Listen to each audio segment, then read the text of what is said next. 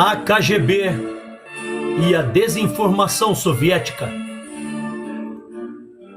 Ladislav Bittman. Capítulo 3. Usinas de desinformação.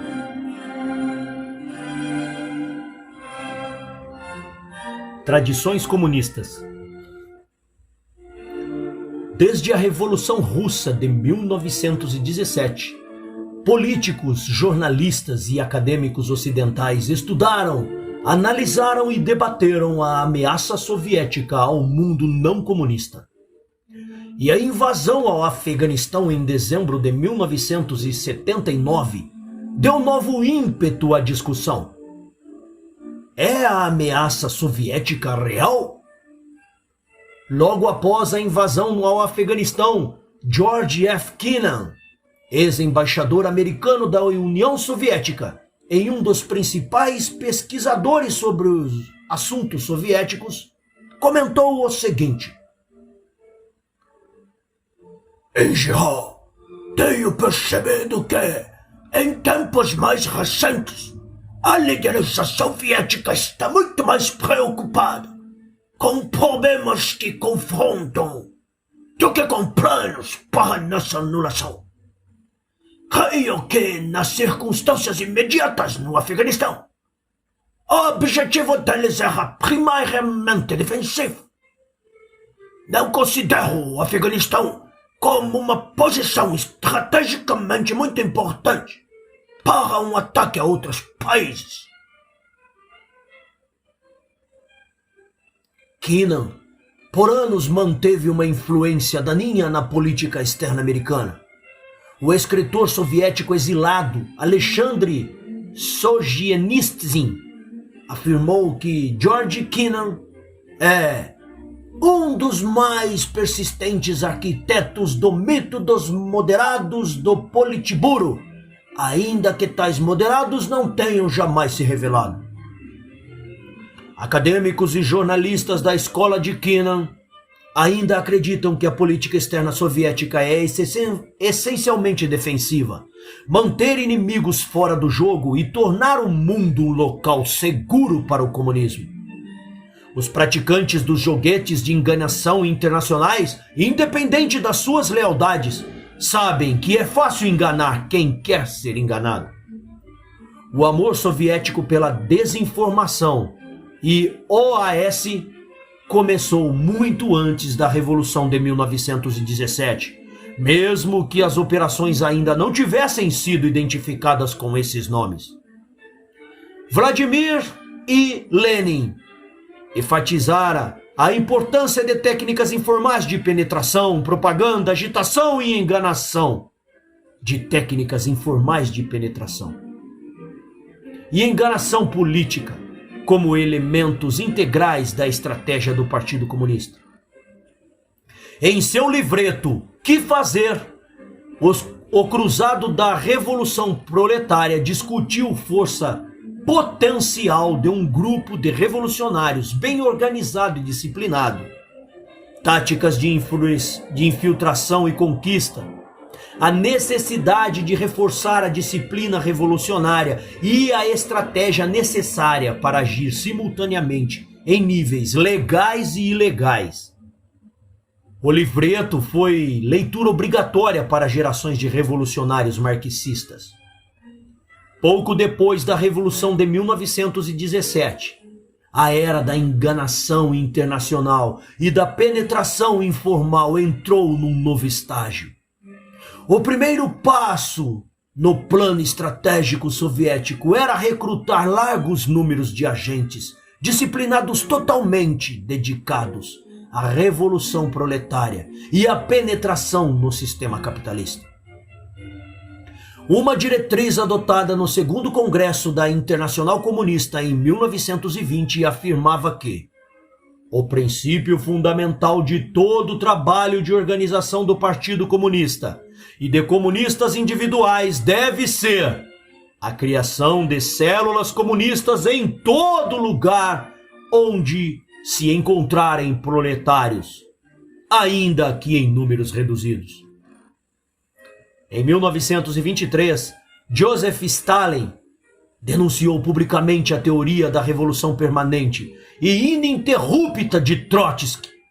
E a polícia secreta rotulou os trotskistas como inimigos da União Soviética e do marxismo-leninismo.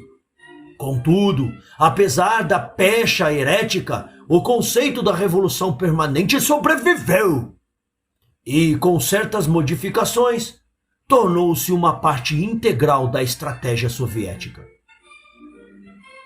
Atividades revolucionárias incluíam o uso calculado da enganação, ataques de guerrilha a centros nevrálgicos da sociedade capitalista e outras atividades políticas clandestinas.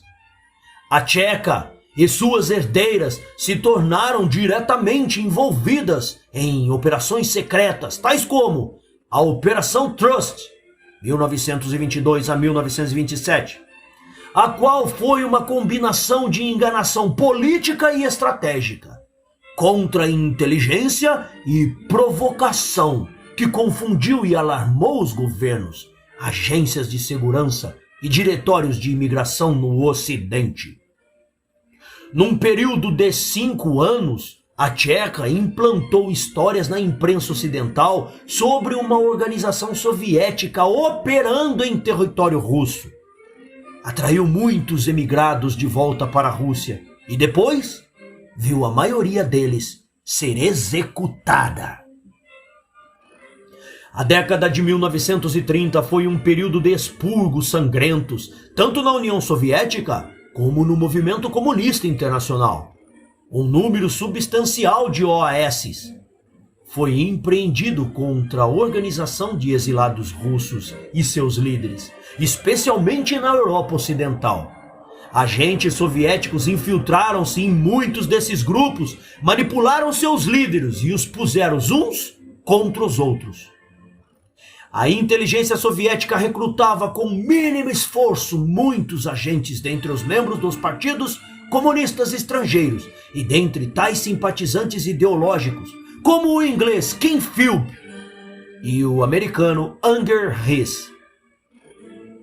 Indivíduos como esses eram em geral empregados como fontes de informação secreta e, de vez em quando, como agentes de influência. Durante a Guerra Civil Espanhola, 1936 a 1939, os soviéticos despacharam equipamento militar, armas, instrutores e um grande número de agentes de inteligência e da polícia secreta a fim de implementarem a justiça revolucionária. Caçar contra-revolucionários, transviados políticos e suspeitos era um procedimento de rotina. Durante a Segunda Guerra Mundial, a maior parte das atividades secretas soviéticas se concentrou no âmbito militar. Agências de inteligência soviéticas conduziram várias operações militares estratégicas e táticas focadas na desinformação e na guerra psicológica. Dentre as unidades especiais e agências destinadas para essas operações estava a GRU, Diretório Geral de Inteligência, a NKVD, predecessora da KGB, e o Corpo Central do Movimento Partidário. Fundado em 1941 pelo Comitê Central do Partido Comunista, o Corpo Central do Movimento Partidário organizou e dirigiu operações de espionagem, sabotagem, guerrilha e assassinatos atrás das linhas alemãs. De acordo com o general Georgy Karpovich Tisnev, ex-diretor adjunto da KGB, tais unidades especiais também estavam implicadas em desinformação e enganação. Abre aspas. Operando em contato direto com a equipe do Exército Vermelho e tomando vantagens das várias oportunidades de momento, as agências de contra-inteligência militares sistematicamente ludibriaram o comando fascista e seus serviços de inteligência, no que diz respeito aos planos e intenções do comando soviético e à situação em vários setores no front. Somente no período entre o final de 1941 em março de 43, 80 estações de rádio, capturadas por agentes soviéticos, das mãos de agentes secretos nazistas, foram usadas para transmitir informações falsas ao inimigo. Fecha aspas. Os soviéticos conduziram outro tipo de guerra psicológica com o auxílio de uma organização chamada Comitê por uma Alemanha Livre, que era formada principalmente por comunistas alemães e prisioneiros de guerra alemães, politicamente confiáveis. Essa organização usou sistemas postais públicos e espalhou panfletos e jornais ao longo dos frontes de combate para convencer soldados alemães que eles deveriam se render. De uma estação de rádio chamada Alemanha Livre, discursos e comentários feitos por importantes oficiais militares nazistas capturados pelos soviéticos acusavam Hitler de criminoso de guerra e sugeriam que os soldados alemães deveriam se recusar a lutar. As OAS soviética, após a Segunda Guerra Mundial, desenvolveram-se ao longo de muitos estágios. O primeiro estágio, 1945 a 48, caracterizou-se pelo idealismo revolucionário de uma Europa liberta e pelo forte apelo ideológico do comunismo. Através de habilidosas manobras diplomáticas e de apoio dos partidos comunistas locais e agentes secretos, muitos dos quais foram recrutados entre os oficiais governamentais e agentes militares e da segurança nacional, os soviéticos mudaram paulatinamente o sistema político de todos os países do leste e da Europa Central, que haviam ajudado a libertar, com a exceção da Áustria e da Iugoslávia. Sob a batuta soviética, o PCT, em fevereiro de 48, orquestrou um bem-sucedido golpe de Estado que mudou o sistema democrático do país numa ditadura comunista.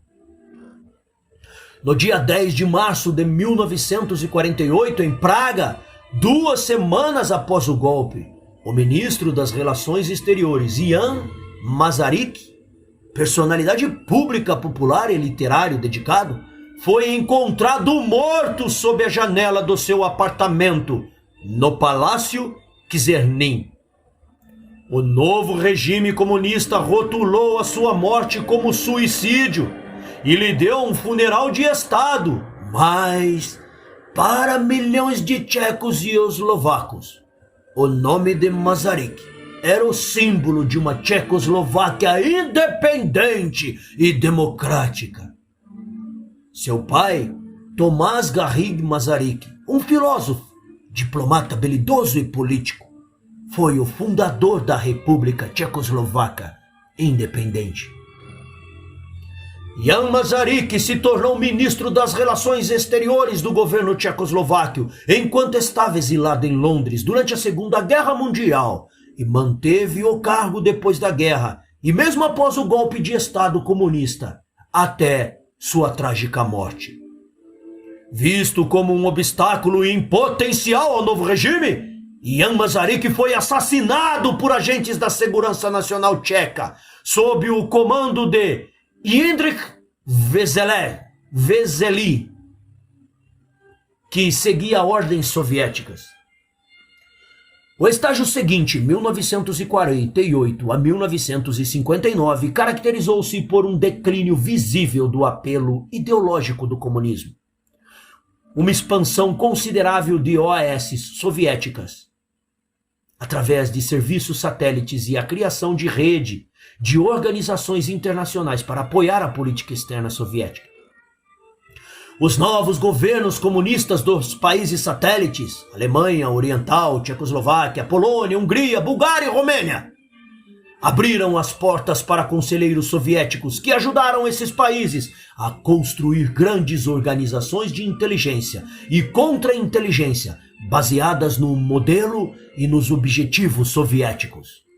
Os serviços de inteligência satélites conduziram centenas de OAS no mundo não comunista entre os anos de 1950 e 59. Mas, uma vez que não havia um departamento central encarregado de elaborar, orquestrar e coordenar, suas operações tiveram apenas um impacto limitado. Durante esse período, a falsificação, forgery, foi a técnica de desinformação mais popular. Várias acusações anti-americanas eram baseadas em evidência falsificada, como aquela contida na chamada Carta Rockefeller. Em fevereiro de 1957, o Diário Comunista Alemão Oriental, Neues Deutschland, publicou algumas páginas de uma carta supostamente escrita por Nelson Rockefeller ao presidente Dwight Eisenhower.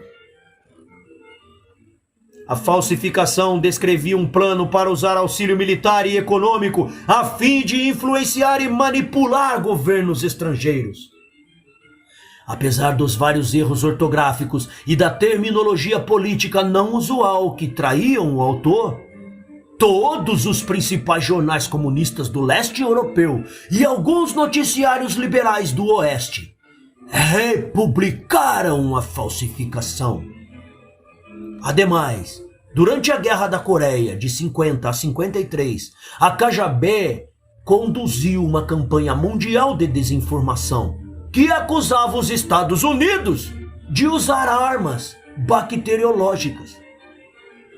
Com a ajuda de jornalistas ocidentais como Wilfred Borchardt, os soviéticos publicaram a evidência forjada tanto em jornais comunistas como em jornais ocidentais. Os anos 1950 também foram um período de largas atividades terroristas. Algumas dessas operações foram empreendidas contra exilados políticos, proeminentes e refugiados de países comunistas, como o assassinato de Stepan Bandera, em 1957, na Alemanha Ocidental. Outras foram conduzidas apenas para propósitos de desinformação.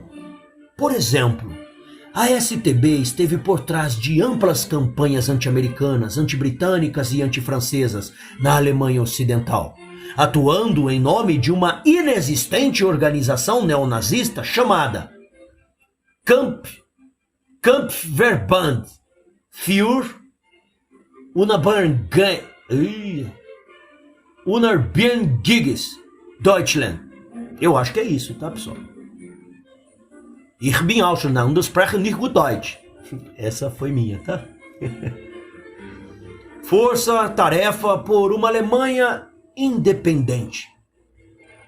Proclamações fascistas e cartas ameaçadoras contra unidades aliadas na Alemanha Ocidental foram remetidas para diplomatas americanos, ingleses e franceses, e para soldados e oficiais estacionados ali. Em maio de 1957, Marie Tremiot, esposa de André Tremiot, e o prefeito francês do departamento do Baixo Reino de Estrasburgo, foi morta por uma bomba quando ela abriu um pacote de charutos que havia sido enviado para seu marido. Evidências encontradas pela polícia francesa apontavam diretamente para o Kampfverband für Unabhängiges Deutschland. Mas o real perpetrador foi a STB. O objetivo da operação era provar que a Alemanha Ocidental ainda era um paraíso fascista e mobilizar a opinião pública contra ela. Em 1959, a KGB criou um novo departamento dentro da sua primeira diretoria e lhe atribuiu a responsabilidade de dissecar as fraquezas inimigas, analisar fracassos e erros e explorar essas vulnerabilidades em uma massiva e sistemática ofensiva secreta ao redor do globo. O departamento era formado por aproximadamente 50 a 70 altamente experientes e criativos, especialistas em ações secretas. Esse desenvolvimento marcou o início de uma nova era nas intrigas e nos joguetes secretos contra o mundo não comunista. No período precedente, as OAS eram consideradas secundárias em relação à coleta de informações secretas. Mas na década de 1960, elas se tornaram ações de rotina em algumas áreas do mundo, especialmente em países de terceiro mundo. Entre 1962 a 1964, a Alemanha Oriental, a Tchecoslováquia, a Hungria, a Polônia e a Bulgária seguiram o exemplo soviético e montaram departamentos semelhantes. O departamento tchecoslováquio para a OAS dirigiu e coordenou sozinho mais de 100 operações em 1965. Naquele período, todos os serviços de inteligência do bloco soviético conduziram, anualmente, de 300 a 400 operações semelhantes. A KGB manteve o papel de coordenadora-chefe, mas permitiu e mesmo encorajou contatos operacionais diretos entre os serviços satélites. Em 1970, o Departamento de Desinformação Soviético foi atualizado para o nível de uma seção especial conhecida como Serviço A. Uma das duas únicas seções desse tipo no primeiro diretoriado-chefe da KGB.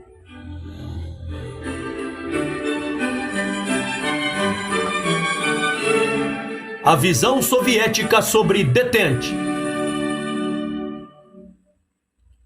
Quando o embaixador soviético Anatoly F.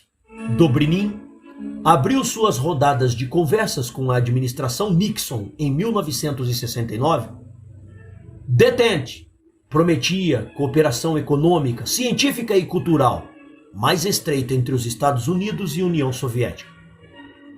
As conversas abrangeram discussões sobre o controle da poluição das águas, pesquisas em biologia espacial, missões espaciais conjuntas, a Conferência da Segurança Europeia sediada em Helsínquia em 1975, e numerosas negociações diplomáticas a fim de assegurar a paz e a estabilidade em muitas áreas do mundo, incluindo o Oriente Médio.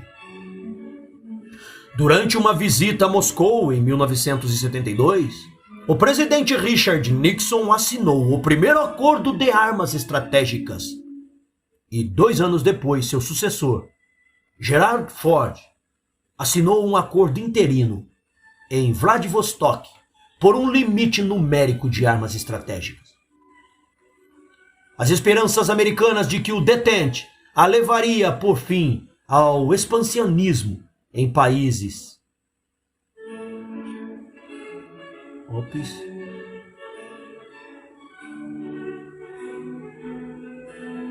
Desculpa, vamos lá de novo. As esperanças americanas em que a detente levaria por fim ao reconhecimento soviético dos direitos humanos e a restrição ao expansionismo em países em desenvolvimento provou-se uma ilusão.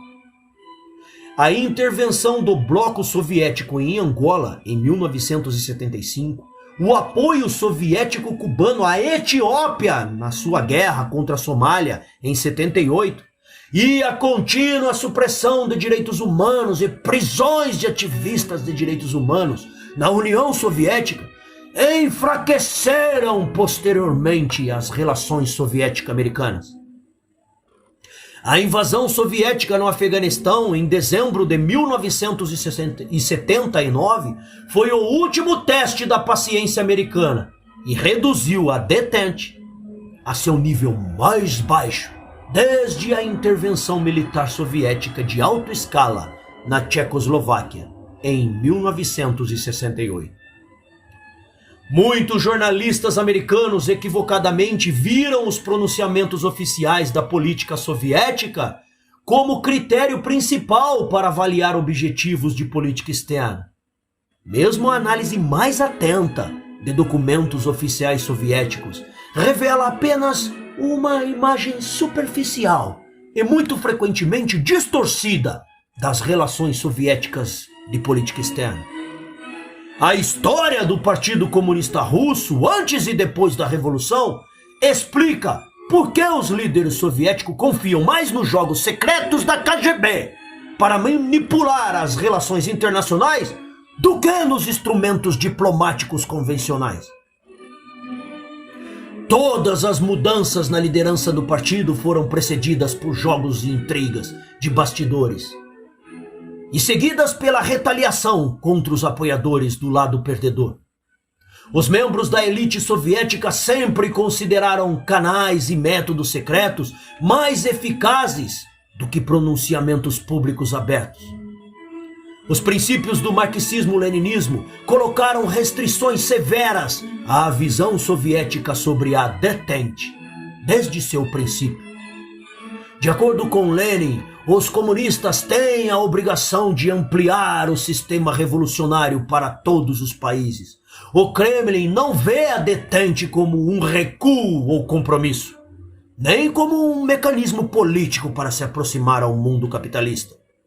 É uma estratégia de luta de classes e um veículo para mudar o mundo à imagem soviética.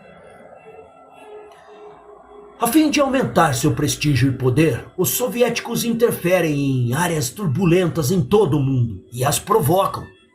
No bloqueio de Berlim em 1948, na intervenção na Hungria em 1956, na crise dos mísseis em Cuba em 62, na invasão tchecoslováquia em 68 e na ocupação do Afeganistão em 79. As táticas soviéticas têm sido as mesmas.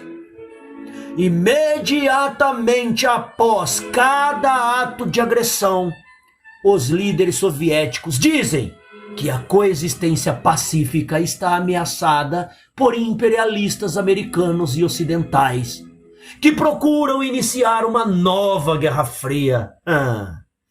Eles usam todos os meios de propaganda disponíveis para mobilizar as assim chamadas forças progressistas do mundo contra o perigo de uma guerra nuclear. E ao mesmo tempo, repetem a mentira mais ultrajante de que as tropas soviéticas estacionadas no país invadido ali estão, a convite ou temporariamente.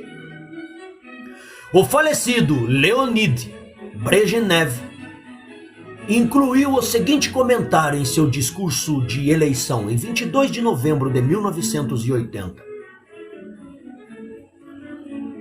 Desejo dizer definitivamente que nós devemos estar para começar a remover nossas tropas assim que for posto um termo completo e todas as formas de interferência externa dirigidas contra o povo e o governo do Afeganistão.